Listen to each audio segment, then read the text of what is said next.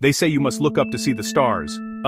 That the vast velvet darkness of the cosmos stretches out only above our heads, a canopy of distant suns.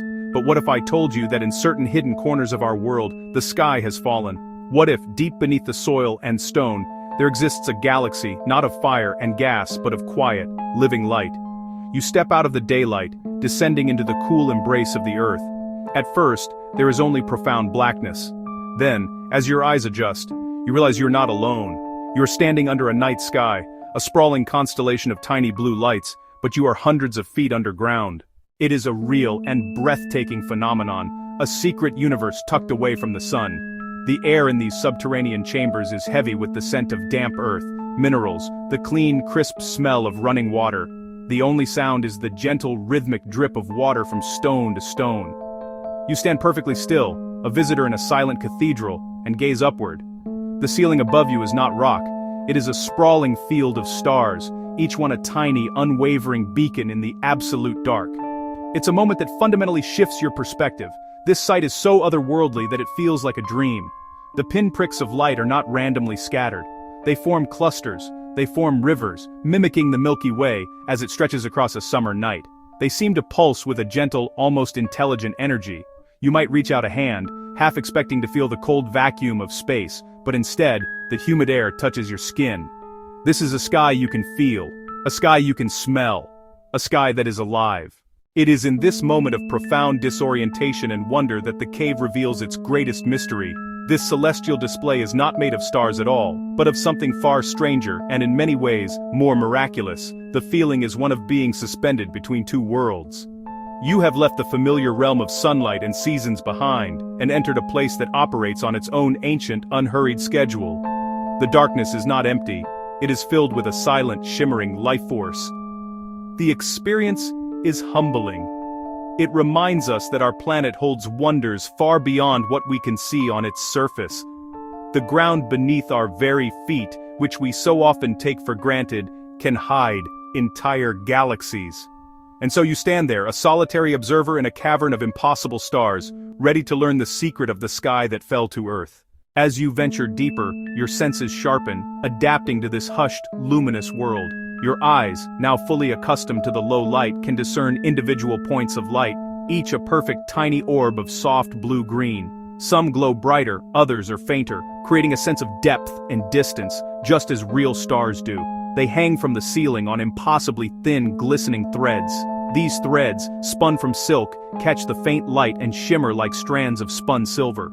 Occasionally, a drop of water falls from the ceiling, its journey through the starfield marked by a brief, sparkling trail, ending with a soft patter on the cave floor, a quiet splash in a hidden stream. The air itself feels alive. It is cool and profoundly still, a stark contrast to the ever-moving atmosphere of the world above. You can feel the moisture on your skin, a gentle mist that seems to rise from the very stones. The smell is ancient and elemental.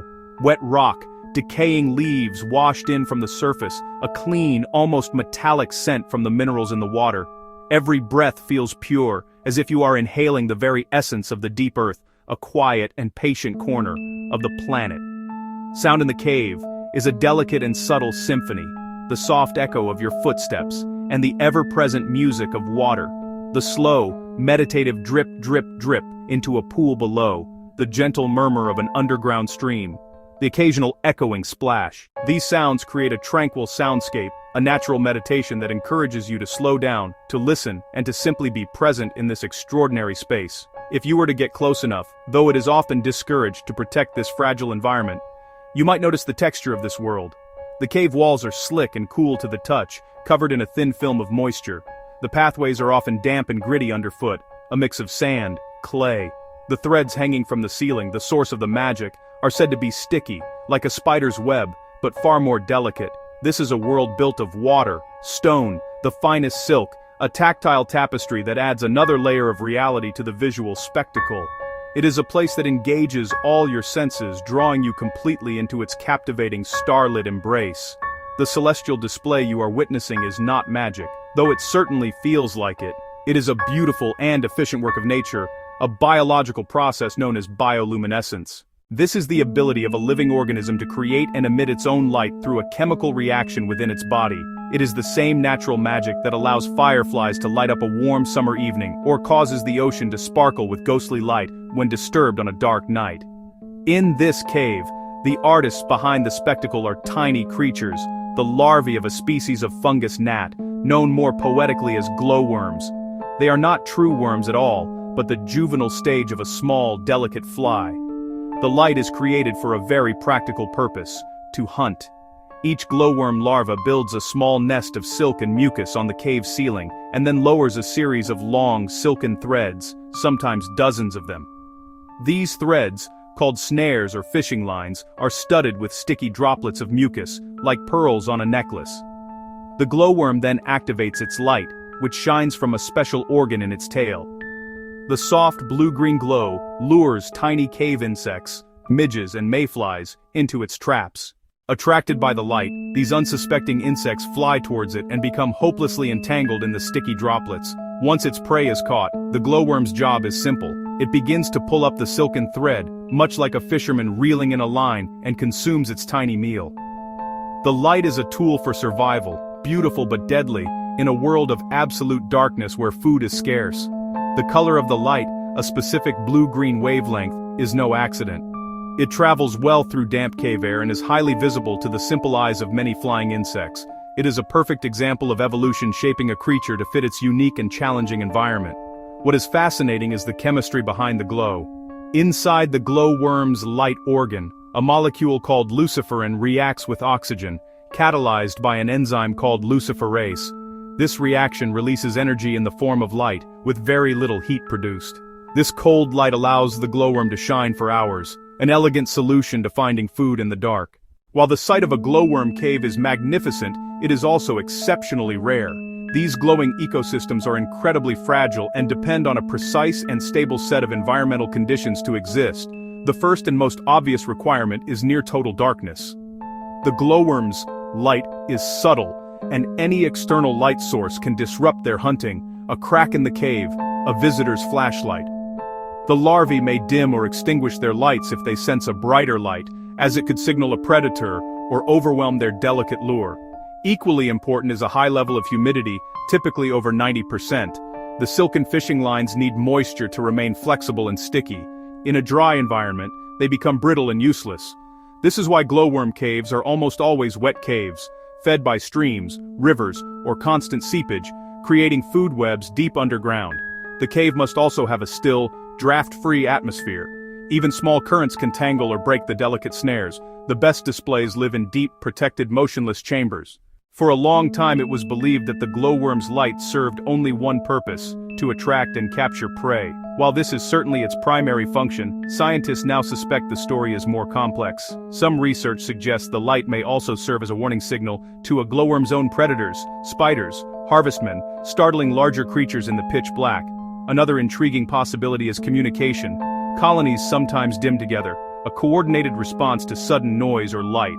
A colony-wide defense. Adult fungus gnats are also bioluminescent. Females glow brighter than males, suggesting the light helps mates find each other in absolute darkness. If you find these kinds of natural mysteries fascinating and want to learn more about the hidden wonders of our planet, please, take a moment to subscribe to our channel. Liking this video and sharing it with others helps us continue to bring these stories to light. And we'd love to hear from you in the comments. Tell us about a natural wonder that left you speechless. Your engagement helps our community grow and spreads awareness about these precious places. Every click supports our mission to explore and protect the natural world. Even more mystifying is the fact that the glowworms seem to have an internal rhythm. Their glowing is not always constant. In some caves that have a slight connection to the outside world, their brightness can fluctuate with a 24-hour cycle, even without any direct light cues, suggesting they have an internal clock. The abundance of food also plays a role. A well-fed larva may glow less brightly than a hungry one, conserving energy once its needs are met. These subtleties show that the glow is not just a simple on-off switch, but a dynamic, responsive system that the glowworm actively controls, a silent language of light that we are only just beginning to understand. Humans have been mesmerized by these glowing caves for centuries, long before science could explain their secrets. For many indigenous cultures, these places were sacred, imbued with spiritual significance. In New Zealand, the Maori people have rich oral traditions about them. The name Waitomo itself comes from the Maori words wai, meaning water, and tomo, meaning hole or entrance. In their stories, the lights, known as titiwai, are the eyes of ancestors or fallen stars, a link between Earth and the heavens to Poe. Early European explorers were baffled and enchanted. Their journals brimmed with disbelief and wonder. They wrote of ceilings transformed into a firmament of brilliant stars, a galaxy of tiny lamps. Lacking explanation, they turned to folklore, calling them fairy grottos or glowworm cathedrals. These stories sparked curiosity and drew adventurers worldwide. The first guided tours at Waitomo began in the late 1800s, often led by local Maori, who shared geology and culture. Candle-lit rafts became today's careful tours, reverent, quiet, protective of the living sky. Yeah. Sometimes the truest understanding of a place comes not from a grand explanation, but from a small, quiet moment. I recall an instance on a tour where a family arrived with their young daughter, perhaps 7 or 8. She had been chattering excitedly, full of questions and energy. But as the boat glided into the grotto and the guide extinguished the last light, a profound silence fell. The ceiling ignited with thousands of soft blue stars, reflected perfectly in the still black water, an illusion of drifting through deep space. The little girl fell completely silent, seated between her parents, small hands clutching the bench, her head tilted all the way back, her mouth slightly agape in pure, unscripted wonder.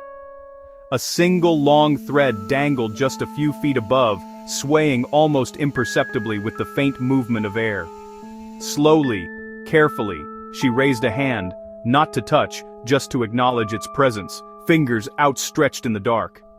Then, in a voice barely above a whisper, a sound that seemed to blend with the dripping water. It's like they're dreaming. Yeah. The breathtaking beauty of a glowworm cave is matched only by its fragility. Protecting these subterranean galaxies requires understanding their delicate balance and a commitment to respectful interaction. Today, management is a science, monitoring carbon dioxide, temperature, and humidity. If CO2 rises from visitors' breath, tours shrink, or the cave rests, so the air can rebalance. Carefully planned pathways and quiet boats prevent floor compaction and keep people away from delicate ceilings and walls. The rule is simple. Never touch snares and control light and sound. No flash, no screens, no flashlights. Visitors remain quiet because loud noise and vibration can make larvae dim, stressing colonies and ruining the experience. Long-term protection means caring for the land above. Deforestation, pollution, and runoff contaminate underground streams and poison the food web below. Protecting glowworm caves means protecting entire landscapes. Choose operators who prioritize conservation. We become partners in preservation. Together we can ensure these underground skies continue to shine for generations. So yeah. As you emerge from the cave, blinking in the sudden daylight, the world feels different. The ordinary sky above seems both familiar and new. You carry the memory of the other sky, the secret one beneath your feet, a reminder that our planet is layered with wonder, life thriving in unexpected places. The glowworm cave teaches silence, patience, and the invisible connections that sustain life in the dark. It shows us that even the smallest light can illuminate the world. This quiet, shimmering world is a precious gift. It does not belong to us, we are temporary visitors. The glowworms ask for so little: darkness, silence, clean water, and our distance. We can be careless consumers of spectacle or respectful guardians of wonder, leaving the cave as dark and quiet as we found it. If this story sparked wonder, help us share it. Subscribe to our channel, like this video, share it with someone who loves quiet magic, and leave a comment about a place that made you feel small in nature's grandeur. Thank you for watching, and thank you for caring.